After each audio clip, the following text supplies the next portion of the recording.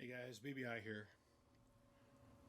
I want to stop and say thanks for tuning in and checking out whatever the video is about that's about ready to come up next. If you could take a minute and hit subscribe, I'd greatly appreciate it. And if you enjoy what you've seen here, make sure to hit the like button. We'd greatly appreciate your support. Anyhow, guys, all that aside, let's get on with the show.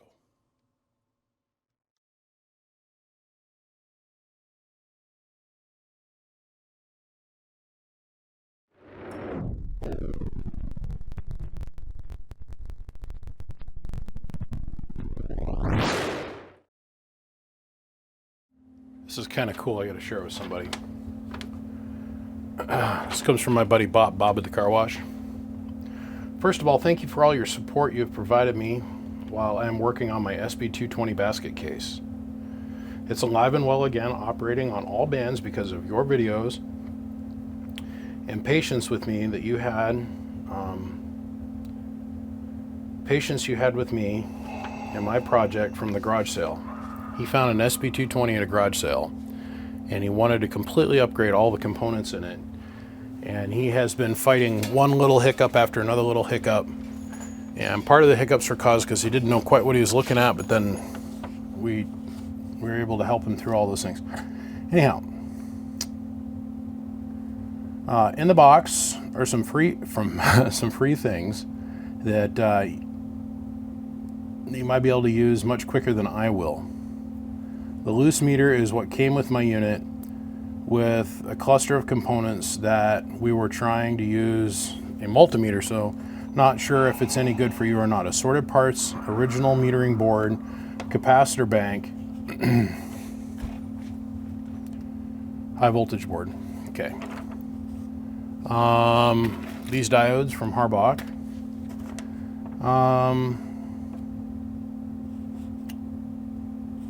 Also, I hope there is some use for you in the future. Do not ditch them. Oh no, these all go to a good home, like a plate choke. This plate choke has been exposed to a hard short. And it's a little uncurled at the moment. It's okay, I've got the technology to rewind that. That'll come in handy. These are all the bleeder resistors out of the high voltage board. This is the electrolytic for the 120 volt DC positive circuit. This is our bias zener, which is impossible to find. So these are all big helps. He sent me 3 new knobs. Well, they're new to me and they're going to go to somebody else. This is the meter that was in it, which is the right UA structure but the wrong looking. And then in here,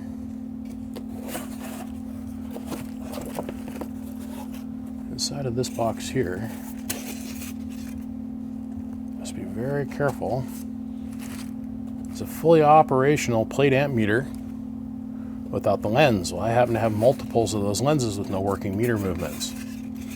So yes, Bob, all of these parts, they'll see the inside of another amplifier, I guarantee you that. If I can ever get myself caught up to where I can actually take on new work. I was able to find a few knobs which are different. If not, please ditch them. No, they're fine. Definitely use them, but the most important find in the small box is the original Heathkit plate amp meter. It's just missing the bezel. However, the meter ohms and tests indicates correct in motion and operation. That's great. These are just some small items. I hope you'll be able to repurpose them. Please feel free to contact me if you have any questions. You have my numbers. I'm definitely a fan. Hey Bob, I'm just grateful that we were able to get you running. I know it was a long haul. He got so frustrated there towards the end, and I was so grateful that he kept on pushing forward and he was able to get the thing completed. Now he's got himself a fully functional SB220. He didn't have to send it anywhere. He's one of the guys where I tell him, well, don't send it to me.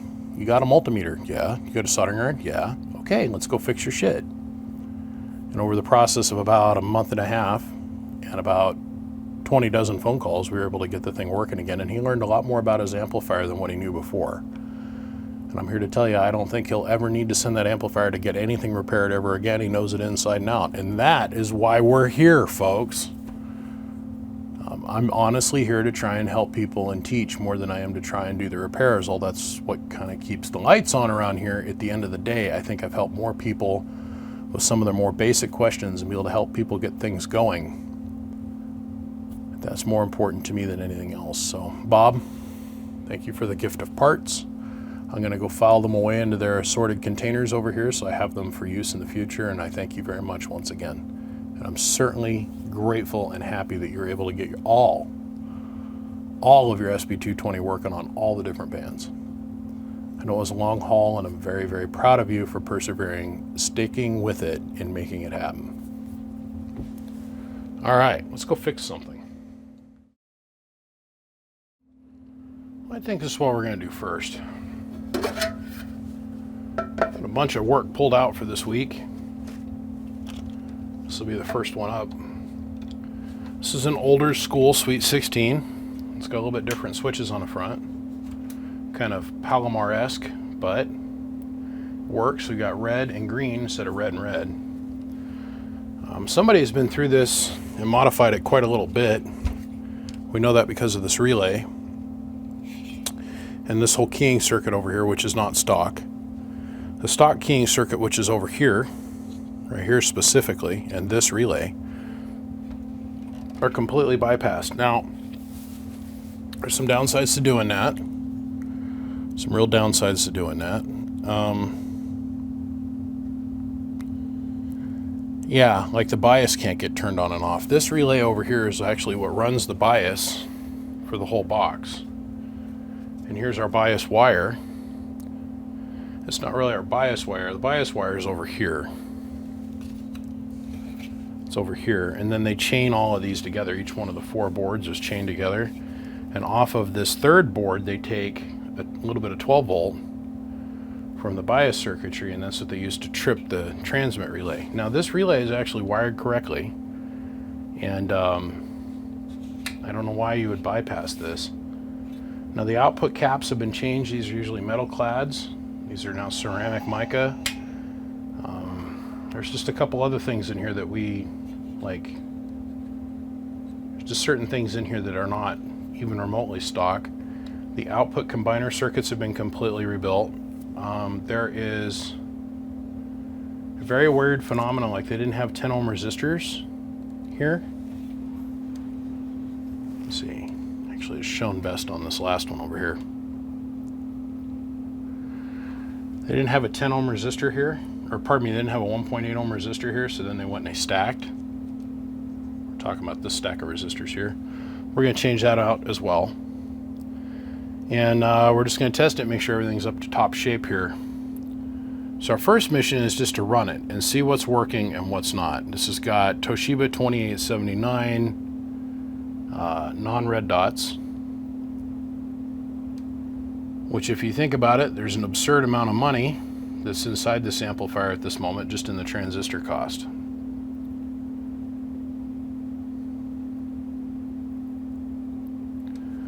So let's go ahead. We're going to hook up some positive and negative to this, and we're going to see what it does, see what transistors turn on, what don't, and we'll go from there. Okay, so I got this hooked up on 12 volts right now. We got power indicator, no sideband indicator, and that's because the LED is physically not hooked up on the back side here whatsoever. Got 1000 watt slug over here in peak, 1000 in average, 5 watt slug in reverse. So let's shut the amp off first. Hello audio, hello audio. Pass through tune is good. Hello, input tune's okay. Hello,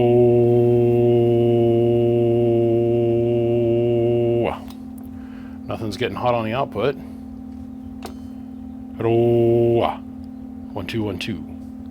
Hello, input tune about 1.5 watts. No bias, so this is AM only.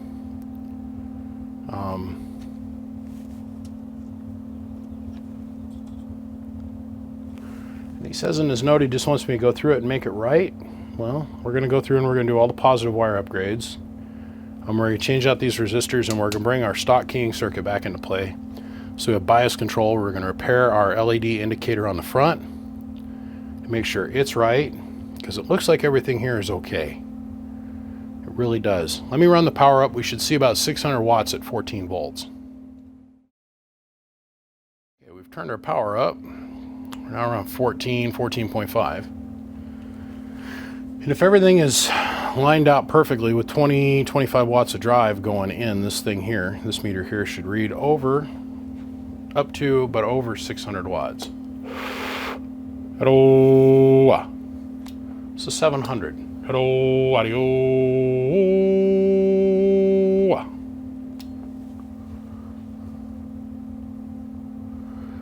And nothing is out of balance. Nothing's generating any heat.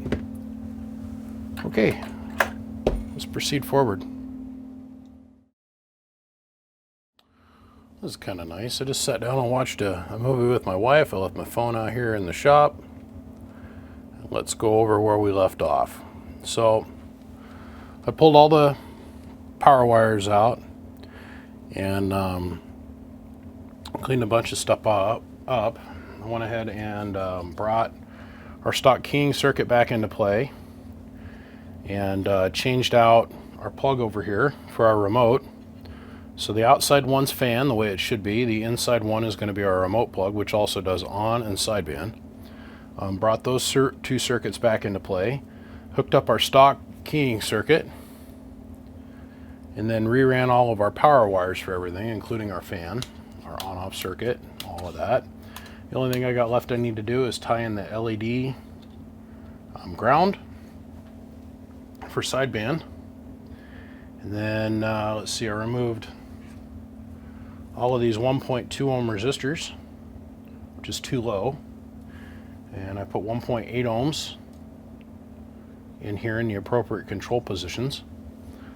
So we're going to stick with this relay. It's adequate. It'll do the job.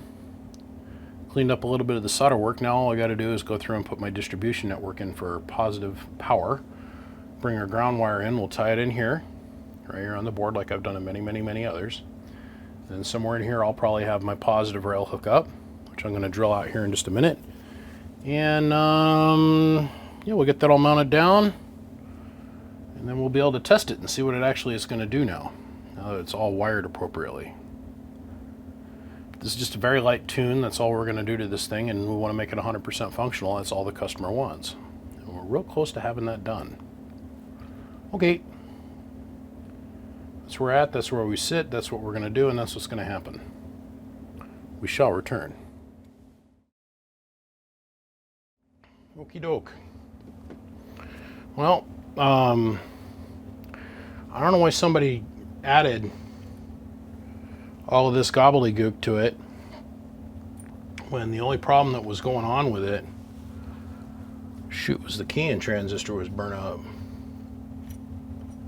which is not a big deal. We just put a brand new one in there and everything works fine. So bias circuit's all tied back in, stock keying circuit's all set back up the way it's supposed to be. We got the right bias voltage now.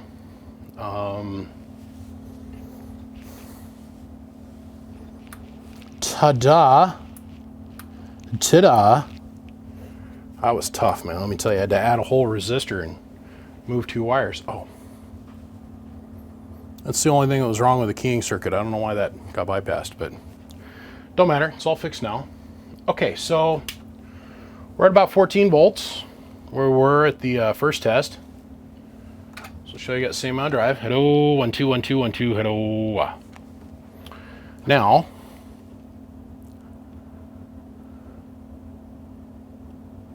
okay, so we're seeing about 700 watts before. Turn the amp on. Hello. Nice solid 800. So we picked up about 100 watts worth of output power, and that could be just from us changing it from class C over to class B. It could have something to do with the new power distribution that's inside the amplifier, but I'm going to go with this power distribution. We have seen it pick up a little bit of power, just a little bit, from us changing the bias on it though. Okay, so let's drive it a little bit harder and let's see what our top end is. So we're going to jump off of the 2950. We're going to go to the Striker SR 490. So, see, amp is off, amp is off. Hello, audio, 1, 2.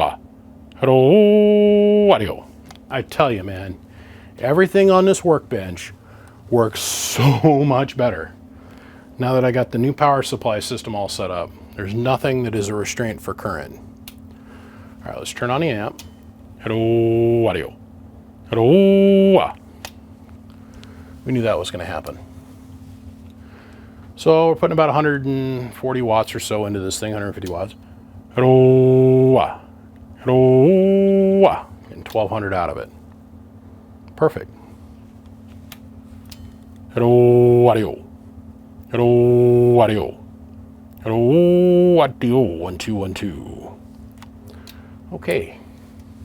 Now that's the way the guy says he's going to run it. He's going to, quote, slow cruise it. He's going to use a little modulator on it. He's going to do about 150, 125 watts worth of drive into it. So, real world expectations about 1,1300 watts. All right, let's play with that a little bit. I'll kick the drive up to about 200 watts and we'll see what we get. Hello. Hello. We're getting our nice 1,600 watts of power, just like we should. Nothing too fancy, nothing over the top. That's all we were looking for. So, at the end of the day, it's balanced. It runs nice and linearly smooth. We cleaned up all the mess that's on the inside of it. Gave it a power wire upgrade. Put nice big long power wires on it. It's just good to go.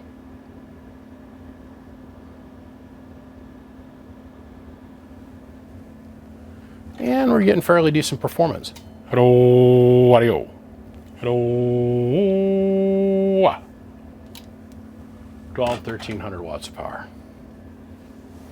Nice, solid, reliable Texas Star. Well, guys, on that note, I'm going to run. I got a bunch of things on the fixing block that we've got to do this week. And it being Monday, this is amp number 1.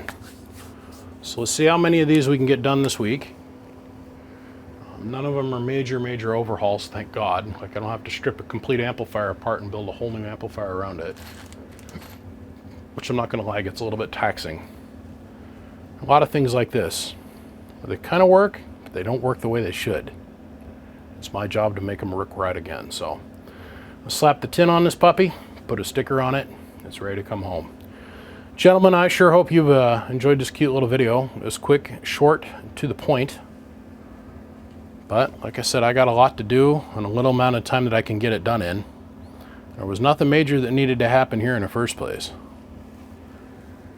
So I'm going to run. I appreciate every single one of you gentlemen. Believe me when I tell you, so much more is to come this week. Bump, bump from the biggest duck in Idaho. I'll see all you gentlemen. Bye-bye.